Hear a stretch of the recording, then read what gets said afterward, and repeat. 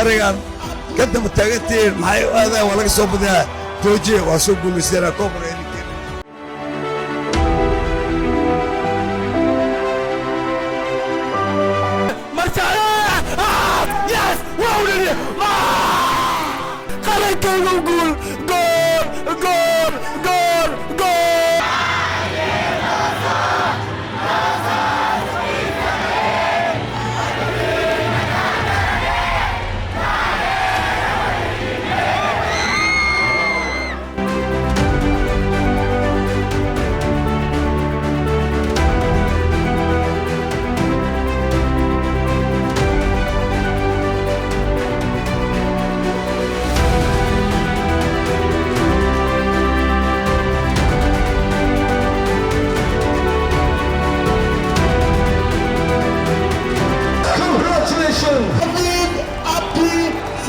Somalia. Goal! Somalia bare. Alhamdulillah.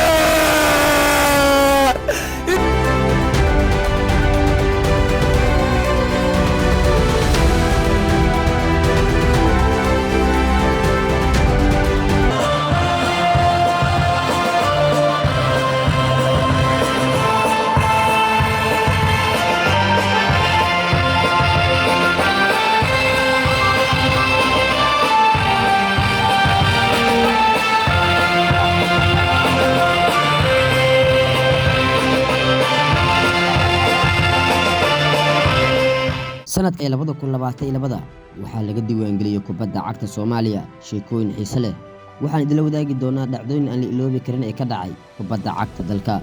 2022 xulka qaranka Soomaaliya ayaa markii ugu horeeyay ku guuleystay koobka Sakafa Under-17 ciyaar ku soo dhamaatay 3 gool iyo gool ay kaga badiyeen xulka qaranka Suudaan Soomaali badan ayaa u dabaaldegay guusha xulka qaranka Soomaaliya iyadoo noqotay guushii ugu weyneed ee xulka qaranka Soomaaliya Macal Nuur Amiin ayaa noqday macallinkii ugu hadalhaynta badnaa 2022 macallimiinta Soomaaliya isagoo noqday macallinkii suurtageliyay in xidigaha xulka qaranka Soomaaliya ay ku guuleystaan koobka Sakafa Under-17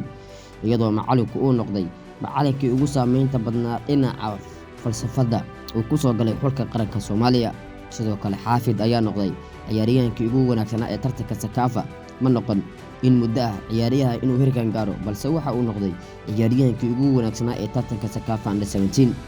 kooxda kubadda cagta gaadiidka Otobaarka ayaa barsimaadkii kadib markii ugu horeeyay ku guuleysatay horyaalka Soomaaliya waxaana jiray xidiga badan ay kooxdaasi ka tirsan oo markii ugu horeysay kula guuleysay koobka horyaalka Soomaaliya 2022 dhacdooyinkii la diiwaangeliyay waxaa ka mid ah xiriirka kubadda cagta Soomaaliya ayaa doorashadii dib u dhacday iyadoo lagu balansanaa in 20 Diseembar ay qabsoontay doorashada walow ay baaqatay xilli FIFA iyo wasaaradda dhalinyarada ciyaaraha ay soo fargeliyeen